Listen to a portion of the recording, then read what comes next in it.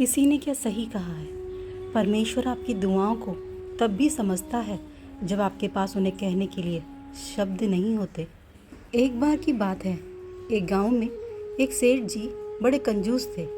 एक दिन उन्होंने दुकान पर बेटे को बैठा दिया और बोले कि बिना पैसे लिए किसी को कुछ मत देना, मैं अभी आता हूँ। तभी वहाँ अचानक एक संत आ जाते हैं जो अलग अलग जगह से एक समय की भोजन सामग्री लेते थे। लड़के से कहा, बेटा जरा नमक दे दो। लड़के ने संत को डिब्बा खोलकर एक चम्मच दे दिया।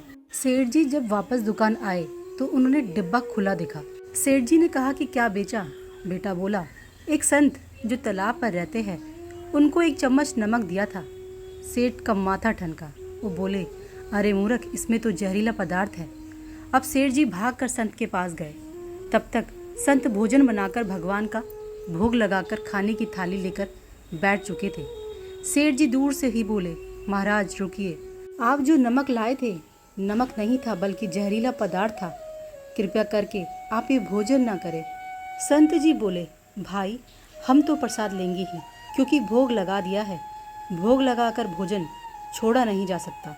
अगर भोग नहीं लगता तो भोजन बेशक छोड़ देते। ये कहकर संत ने भोजन को प्रसाद समझकर खाना शुरू कर दिया। सेठ जी के होश उड़ गए।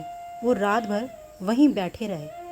सेठ को रह रहकर ये चिंता सता रही थी कि अगर संत को कुछ हो गया तो बड़ी बदनामी होगी।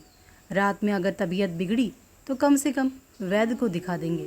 सोचते सोचते उसे नींद आ गई। सुबह रोज की तरह संत जल्दी उठ गए और नदी में स्नान करने लगे। सेठ जी ने कहा, महाराज तबीयत तो ठीक है? संत बोले, श्री राधा रानी की कृपा है।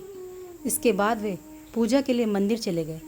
जैसे ही संत ने मंदिर का द्वार खोला तो देखा कि श्री राधा रानी के विग्रह के 2 भाग हो गए हैं और शरीर काला पड़ गया है।